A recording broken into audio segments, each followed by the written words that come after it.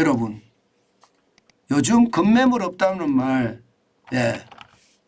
급매물 없다는 말이 잘 나오죠. 실제로 말입니다. 집값을 보면 집값을 보면 그렇습니다. 진짜로. 석 달 만에 집값이 이렇게 써놨는데 집값이 어떻게 됐다는 뜻일까요? 일단 이것을 먼저 한번 보시죠. 지금 보시면 석 달 새에 서울에 있는 개포 우성 1차 84제곱미터입니다. 가격 상승액을 보세요. 석 달 사이에 2억 4천만 원이 올랐습니다.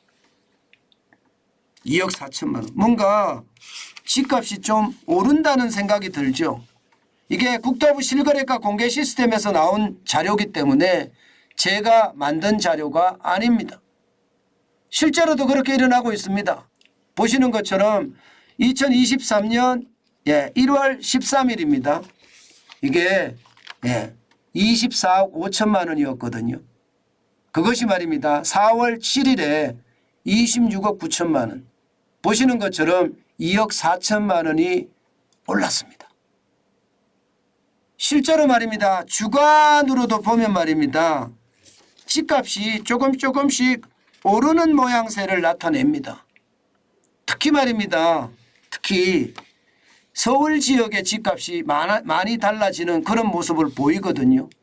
지금 서울, 강남, 대치동, 개포, 우성 1차가 2억 4천까지 이렇게 올라갔잖아요. 이게 서울 지역 전체적으로도 보면 말입니다.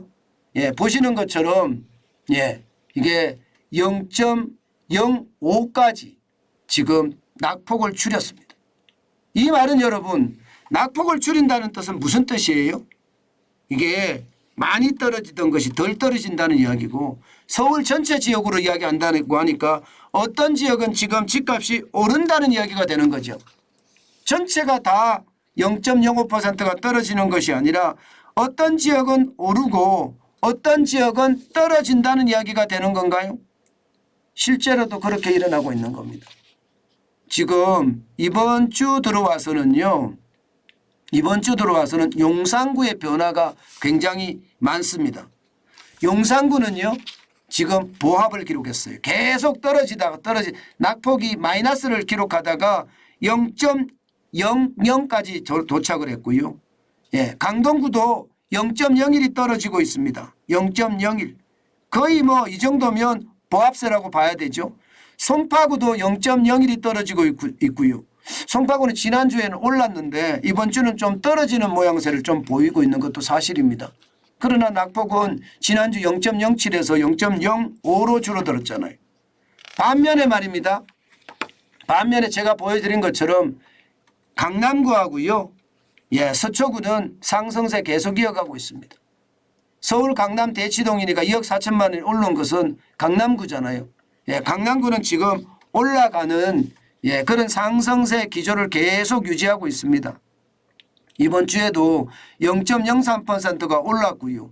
2주 연속 오른 모습입니다. 서초구도 마찬가지 0.02% 올랐거든요. 3주 연속 오름세를 보이고 있습니다. 노원구도 마찬가지입니다. 노원구, 강북의 노원구 0.02% 오르면서 2주 연속 오르는 모양새를 보이고 있습니다. 그러니까 서울 전체적으로도 보면 송파가 올랐었는데 이제 내림세로 바뀌었고요. 반면에 강남구하고 서초구는 오름세 계속 이어가고 있고요. 강북에서도 노원구가 오름세를 이어가고 있다. 그중에서도 용산구는 이제 0.00까지 보합세까지 돌아섰다. 이렇게 얘기할 수가 있는 겁니다. 전체적으로 집값을 보면 저는 여러분들 아마 그렇게 느끼실 거라고 생각을 합니다. 집값을 보면. 수도권도 마찬가지입니다. 지금 수도권도 보시면 지난 4월 초만 하더라도요. 마이너스 0.25였거든요.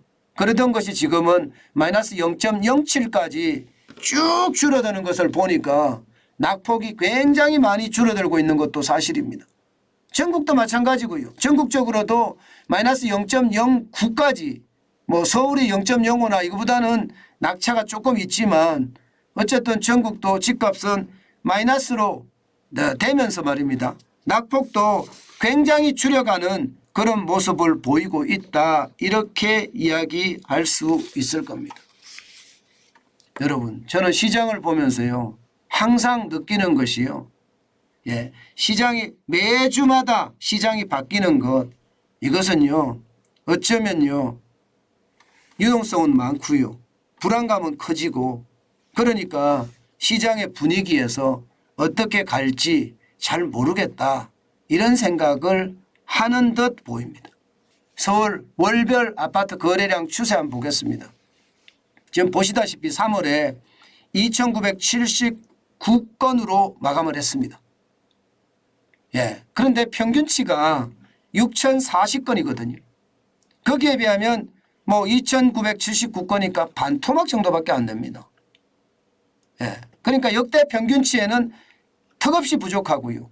지금 4월 달에도 보면 2,031건이거든요. 4월 달에. 4월 달에 2,031건은 뭔가 시장에 주는 메시지가 굉장합니다. 제가 지난주에 말씀드릴 때는 이게 2,000건이 넘어가겠나 3,000건이 넘어가겠나 그렇게 말씀을 드렸는데, 이게 4월은 상황이 좀 다를 것 같습니다. 지표로 봐서는요 확실하게 지금 3,000건은 넘어설 것으로 예상됩니다. 지금이 5월 5일이잖아요. 이달 말일까지 계속 신고를 한다고 가정을 해봤을 때는 이게 적어도 말입니다 4,000건까지도 가지 않겠느냐, 이런 생각도 하게 됩니다. 4,000건까지도.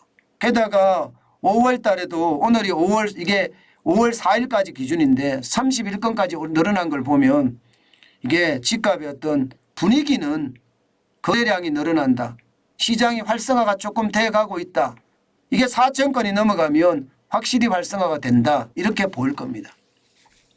그렇지만 여러분, 시장은요 아직까지 이게 활성화 단계를 계속 탈 거다, 이렇게 이야기하기는 쉽지 않고요.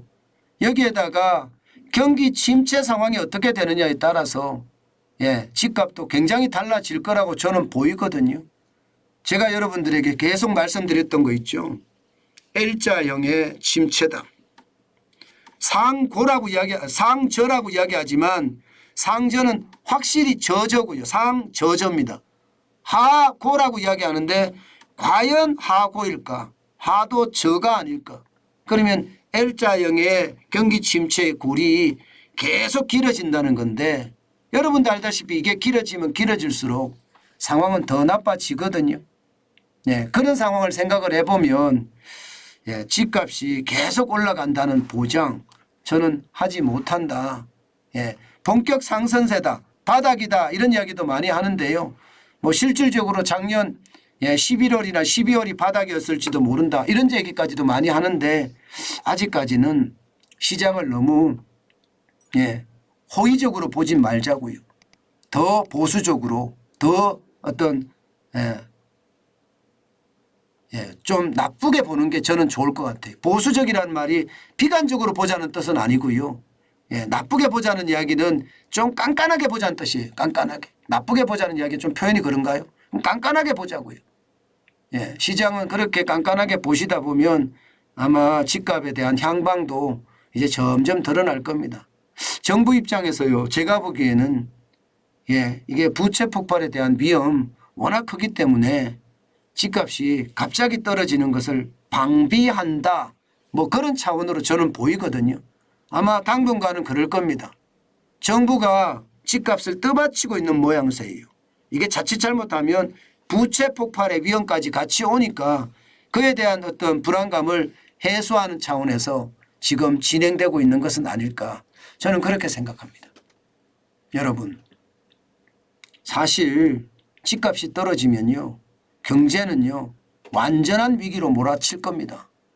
너무 많이 떨어지면요. 그래서 아마 정부가 이 워낙 많이 떨어져서 부채가 폭발하는 것을 막고자 지금 정부는 집값을 조금 부양해 나가는 것은 아닌가.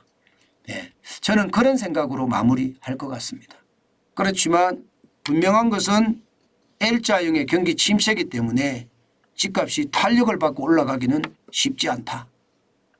이게 제 결론입니다.